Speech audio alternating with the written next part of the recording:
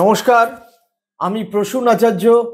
আপনারা দেখছেন প্রসূন আচার্যা জার্নালিস্ট চ্যানেলের নতুন এপিসোড। আচ্ছা, বলতে পারেন আর কত বিএলও কতজনের সুইসাইড করলে এই এসআইআর প্রক্রিয়া একটা নির্দিষ্ট সময়সীমার মধ্যে এবং খুব দ্রুততার সঙ্গে করার কাজ বন্ধ হবে?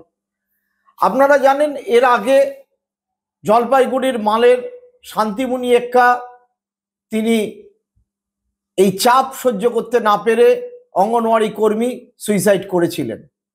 এরপরে আমরা দেখলাম শনিবার দিনকে রিঙ্কু তরফদার, নদিয়ার চাপড়া থানার বাঙালঝি এলাকার পার্শ্ব শিক্ষিকা, তিনি শুধু সুইসাইড করেননি, তিনি যে এসআইআর এর ফর্ম ফিল আপের পরে সেটাকে যে স্ক্যান করে আপলোড করতে হবে সেই কাজ তিনি করতে পারছিলেন না। সেই চাপ তিনি না নিতে পেরে সুইসাইড করেছেন এবং সুইসাইড নোটে নির্বাচন কমিশনকে দায়ী করেছেন। আমার প্রশ্ন হচ্ছে যে যদি এই ধরনের ঘটনা একের পর এক ঘটতে থাকে তাহলে কি আমরা মুখ বন্ধ করে থাকব? নির্বাচন কমিশনের বিরুদ্ধে কেন এফআইআর হবে না? কেন নির্বাচন কমিশন এই যে অমানুষিক কাজ করছে তার জন্যে কোনো আইনগত ব্যবস্থা নেওয়া হবে না? নরেন্দ্র মোদী এর আগে নোটবন্দির নামে লাইনে দাঁড় করিয়ে দিয়েছিলেন গোটা ভারতকে। 1000 টাকার নোট বাতিল করা হয়েছিল। প্রায় 200 জন মানুষ, 180 থেকে 200 জন, সম্ভবত সংখ্যাটি 196 জন মানুষ এই নোটবন্দির লাইনে দাঁড়িয়ে মারা যান। আজ পর্যন্ত তার কোনো সুরাহা হয়নি। ঠিক ওই নোটবন্দির পদ্ধতিতেই এবার ষড়যন্ত্রী নির্বাচন কমিশন ভোটবন্দির কাজ শুরু করেছে এবং সেই ভোটবন্দি করছে কি করে? ভোটবন্দি করছে এসআইআর এর মাধ্যমে। একেবারে টাইম বাউন্ড, 1 মাসের মধ্যে 7 কোটি, 7.5 কোটি, 8 কোটি মানুষের সমস্ত কিছু ডাটা নিয়ে সেটা আপলোড করতে বলছে অঙ্গনওয়াড়ি কর্মীদের, কখনো পার্শ্ব শিক্ষক শিক্ষিকাদের। যারা আপলোড করার পদ্ধতি, স্ক্যান করা, না আছে কম্পিউটারের ব্যবস্থা সব জায়গায়, না আছে তাদের হাতের মোবাইলের ডাটা, না আছে উন্নত মোবাইল, কাজ না করতে পারলেই তাদের ওপর প্রবল চাপ সৃষ্টি করা হচ্ছে।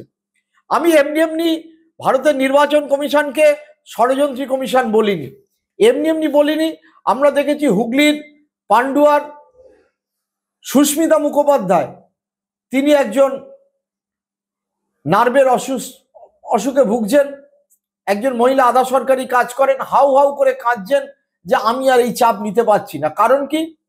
প্রত্যেক বিএলওকে এমন করে চাপ দেওয়া হচ্ছে ফর্ম জোগাড়ের জন্য এবং এনে আপলোড করতেই হবে 26-27 তারিখের মধ্যে, তা না হলে তাকে শোকজ করা হতে পারে, তার চাকরি চলে যেতে পারে।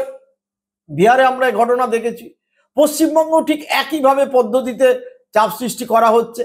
আর পশ্চিমবঙ্গের যিনি মুখ্য নির্বাচন অফিসার নিয়ে আছেন মনোজ আগরওয়াল, তাকে জিজ্ঞাসা করলে তিনি বলছেন যেমন অর্ডার পাচ্ছি আমি ঠিক তেমন কাজ করছি। বস্তুত আমরা এমন একটা অবস্থার মধ্যে দিয়ে চলেছি, ভারতের ইতিহাসে কখনো এ ঘটনা ঘটেনি। গতকাল অর্থাৎ শনিবার কলকাতা প্রেস ক্লাবের অনুষ্ঠানে এসেছিলেন যোগেন্দ্র যাদব এবং তার সঙ্গে ছিলেন পরকলা প্রভাকর, যিনি ইকোনমিস্ট এবং অর্থমন্ত্রী নির্মলা সীতারামনের হাজব্যান্ড। যোগেন্দ্র যাদব বিস্তারিতভাবে বললেন যে কিভাবে বিহারে 80 লক্ষের নাম প্র্যাকটিক্যালি বাদ গেছে, তাদের মধ্যে কতজন দেহাতি মানুষ একেবারে নিরক্ষর যারা ফর্ম ফিল আপ করতে পারেননি, তার কোনো পরিষ্কার হিসেব নেই। ওই একইভাবে সুনির্দিষ্ট একটা ডিজাইন করে করা হচ্ছে এবং সেই ডিজাইনের মূল লক্ষ্য কিন্তু বিহারের পরে পশ্চিমবঙ্গ। আমরা দেখতে পাচ্ছি পশ্চিমবঙ্গে কি করে একের পর এক বিএলওদের ওপর চাপ সৃষ্টি করা হচ্ছে এবং কিভাবে তড়িঘড়ি সেই কাজ করতে গিয়ে তাদের মর্মান্তিক মৃত্যু ঘটছে। আসলে গোটা প্রক্রিয়াটার মধ্যে একটা ডিজাইন রয়েছে।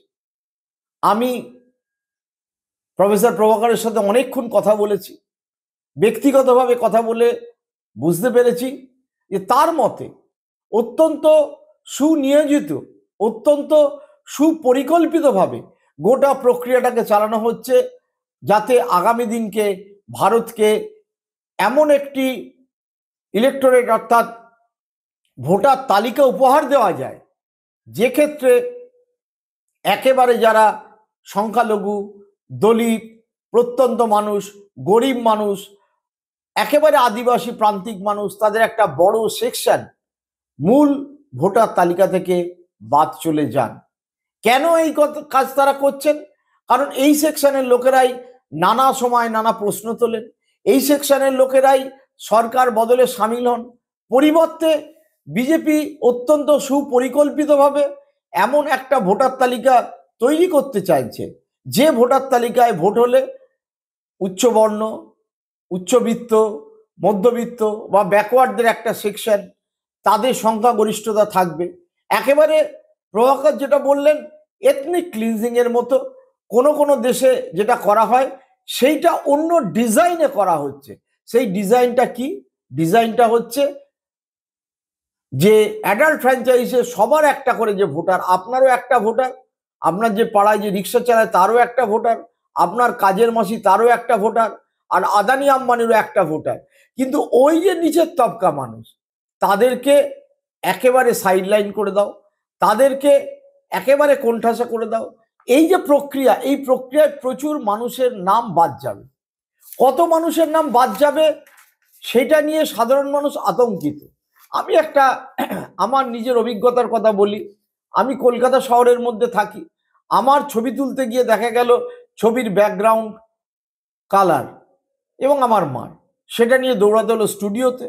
স্টুডিও থেকে হোয়াইট ব্যাকগ্রাউন্ড হলো, নয়তো বিএলও বলছেন ভালো করে স্ক্যানিং এর মাধ্যমে ছবি আসবে না, ছবি যদি চেনা না যায় তাহলে বাতিল হয়ে যাবে। এই কাজ কার করার কথা? এই কাজ করার কথা তো প্রশাসনের, ইলেকশন কমিশনের। এই কাজ আমি কলকাতা শহরে বসে স্টুডিও পাচ্ছি, করা গেল। এইটা গ্রামাঞ্চলে, প্রত্যন্ত গ্রামাঞ্চলে সাধারণ গরিব মানুষের পক্ষে করা সম্ভব? তাহলে এই এক্সারসাইজটা তো দ্রুত হারে করা হচ্ছে কেন? কারণ হচ্ছে আপনি সময় মতো ফর্ম দিতে পারবেন না। যোগেন্দ্র যাদব যেটা কালকে বারবার বলছিলেন, যে আপনি যদি সময় মতো না দিতে পারেন, সময় মতো আপলোড না হন, তাহলে প্রথম খসড়া ভোটার তালিকায় আপনার নামটি বাদ চলে যাবে। 4 ডিসেম্বর যে খসড়া ভোটার তালিকা উঠবে, বাদ চলে যাওয়ার পর আপনি কিছু অবজেকশন দেবেন, বা অবজেকশন যদি আসে, তারপরেও ফাইনাল লিস্টে যদি আপনার নাম না থাকে, তাহলে কি দাঁড়াবে সেটা নিয়ে একটা বিরাট প্রশ্ন। এখন বিজেপির লোকেরা চিৎকার চেঁচামেচি করছে 1 কোটি 1.5 কোটি মানুষের নাম বাদ যাবে। কোথায় থেকে বাদ যাবে, কিভাবে বাদ যাবে, তার কোনো পরিষ্কার হিসেব নেই। যোগেন্দ্র যাদব উনি একেবারে সেন্ট্রাল গভর্নমেন্টের দাতা উদ্ধৃত করে বলেছেন যে ভারতের 1 জানুয়ারি ভারত সরকারের যে হিসেব, তাতে 1 জানুয়ারি 2026 পশ্চিমবঙ্গের অ্যাডাল্ট ভোটার, অর্থাৎ যাদের 18 বছর বয়সের ওপরে ছিল, 7,68,70,000। আর ইলেকশন কমিশন যে 4 নভেম্বর যে এক্সারসাইজ শুরু করেছে, তাতে জানিয়েছে পশ্চিমবঙ্গের ভোটার হচ্ছে 7,67,50,000। সংখ্যাটি প্রায় ম্যাচ করে যায়, প্রায় কাছাকাছি চলে আসে। এখন আমাদের দেখা দরকার, এই যে এসআইআর ফর্ম গেছে, সেই ফর্মে প্রচুর লোককে পাওয়া যাচ্ছে না, প্রচুর লোক বলছে অন্য জায়গায় আছে, এবং সমস্ত মিডিয়ায় প্রচার হচ্ছে যে একটা বড় সেকশন বাংলাদেশ চলে গেছে, বাংলাদেশ চলে গেছে। বাংলাদেশের যদি মুসলিম নাগরিকদের সংখ্যা ধরা যায়, তাহলে কত সংখ্যক লোক যাবে? 5,000, 7,000, 10,000। ভারত সরকারের উচিত তো সেই সংখ্যাটাকে প্রকাশ্যে আনা। তারা কিছুতেই প্রকাশ্যে আনছে না। কেন প্রকাশ্যে আনছে না? তাহলে এই ডিজাইনটা ধরা পড়ে যাবে। প্রথম কথা, প্রভাকর এটা নিয়ে দীর্ঘদিন ধরে উনি বলছেন। এবার ওনার বক্তব্য হচ্ছে যে 2024 সালের লোকসভা ইলেকশনে বিজেপি যখন দেখতে পারলো তারা 240 অতিক্রম করতে পারলো না, তখন সেন্সাস না করে তারা ভোটার তালিকার মাধ্যমে এমন একটা ক্লিনজিং ভোটার তালিকা করে এথনিক ক্লিনজিং এর মতো বানাতে চাইছে, যে তালিকায় তারা ভোট হলে তারাই জিতবে, যেটা বিহারে হয়েছে। সেই ক্ষেত্রে যে কমন পিপল, তাদের জনমতে রিফ্লেকশন ঘটবে না। এখন প্রশ্ন হচ্ছে পশ্চিমবঙ্গে এটা ঘটবে কি ঘটবে না সেটা নিয়ে প্রচুর প্রশ্ন উঠছে, এবং রাস্তাঘাটে এমনভাবে একটা ন্যারেটিভ সেট করে দেওয়া হয়েছে যে পশ্চিমবঙ্গে বাংলাদেশি মুসলমান, রোহিঙ্গা, ঘুষপেটিয়া তারা ঢুকে আছে, ভরে গিয়েছে। আরে বিহারি লোকেরা ওখানে দলে দলে ভোট দিতে গেছিল বিহারে, তারা পশ্চিমবঙ্গে ফিরে এসে অনেকেরই তাদের ভোটার তালিকায় নাম আছে এবং তারা এই এসআইআর এ তুলছে। ইলেকশন কমিশন, আমার প্রশ্ন হচ্ছে কেন ইলেকশন কমিশন এই যাচাই করছে না যে কম্পিউটারাইজড এতে যে সফটওয়্যার লাগালে যে বিহারের লোকের নাম পশ্চিমবঙ্গের ভোটার তালিকায় আছে কিনা সেটা সহজে পরীক্ষা করে ধরা যায়? লাগাচ্ছে না একটাই কারণ, গোটা ব্যাপারটার মধ্যে একটা সুনির্দিষ্ট ডিজাইন রয়েছে। সেই ডিজাইন হচ্ছে যে আমি এমন একটা ভোটার তালিকা বানাবো যে ভোটার তালিকাটা থেকে যতবার ভোট হবে আমি জিতবো। এবার আপনারা বলতে পারেন তাহলে কেন রাস্তায় লোকে নামছে না? রাস্তায় লোকে নামবে কি করে? তারা তো বিক্ষিপ্ত, এবং বিরোধী দলের সে ক্ষমতাই নেই। বিহারে তো আমি গিয়ে দেখে এসছি যে মানুষকে একত্র করে রাস্তায় নামানো, রাহুল গান্ধী গেলেন, তেজস্বী গেলেন, ভোট ভোটাধিকার যাত্রা করলেন, সেটা নিয়ে হলো একটা উন্মাদনার সৃষ্টি হলো। কিন্তু লোয়ার লেভেলে নেমে বুথ লেভেলে তার নাম আছে কি নেই সেইটা ফাইনালি যাচাই করে সেই ক্ষেত্রে প্রতিবাদ করা, সেই ক্ষেত্রে নাম বাদ দেওয়ার বিরুদ্ধে পাল্টা নাম জমা দেওয়া, কিন্তু সেটা সময় তারা পাচ্ছেও না, তাদের সে সাংগঠনিক দক্ষতাও নেই।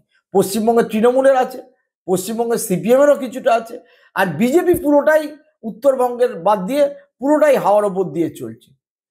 তাহলে কি দাঁড়ালো যে দুজন, এবং সবচেয়ে বড় কথা যোগেন্দ্র যাদব যেটা বলছিলেন, তিনি এসআইআর নিয়ে যে মামলা করেছিলেন সুপ্রিম কোর্ট, বিহারে ইলেকশন হয়ে গেল, তার কোনো ফাইনাল ভার্ডিক্ট দিল না। হয়তো শেষ পর্যন্ত পশ্চিমবঙ্গের ইলেকশনও হয়ে যাবে, তারপরও ফাইনাল ভার্ডিক্ট আসবে না। কারণ হচ্ছে সেক্ষেত্রে হয়তো আঙুল তুলতে হবে সুপ্রিম কোর্টের দিকে। আসলে এই সিস্টেমটাকে বিজেপি এমনভাবে একটা ডিজাইন করেছে, যেটা আমি বারবার বোঝানোর চেষ্টা করছি, তাতে সাধারণ গরিব নাগরিকের একটা বড় সেকশন, শুধু নয় মধ্যবিত্ত মানুষের একটা সেকশনের নাম কিন্তু বাদ চলে যাবে। যাদের নাম 2002-এর ভোটার তালিকায় আছে বা নেই, তাদের মধ্যেই শুধু প্রশ্ন উঠবে না, আপনি জমা দেওয়ার পরেও আপনার নামটা ঠিকমতো থাকছে কিনা সেটা প্রমাণিত হতে হবে, এবং শেষ পর্যন্ত ভোটার তালিকার কোথায় যায় সেটাই দেখার। কারণ পুরো ডিজাইনটাই এমনভাবে তৈরি হয়েছে যাতে 50 লাখ 40 লাখ এই রকম পরিমাণে নাম বাদ দেওয়া হতে পারে। সুতরাং আমাদের সকলকে সতর্ক থাকতে হবে, প্রতিটা বুথে প্রতিটা যাতে মানুষের নাম ওঠে সেই দিকে নজর রাখতে হবে, এবং একটি নামও বাদ দেওয়া যাবে না। যেমন একজন বিদেশি নাগরিকও থাকতে পারবে না, সেরকম কোনো নাগরিকের নাম যাতে বাদ না যায় সেটাও ইলেকশন কমিশনকে সুনিশ্চিত করতে হবে। আমরা এই নিয়ে আরো পরবর্তীকালে আলোচনায় আসব। আপনারা সকলে ভালো থাকবেন, সঙ্গে থাকবেন, দেখতে থাকুন প্রসূন আচারিয়া জার্নালিস্ট চ্যানেল। সবাইকে নমস্কার।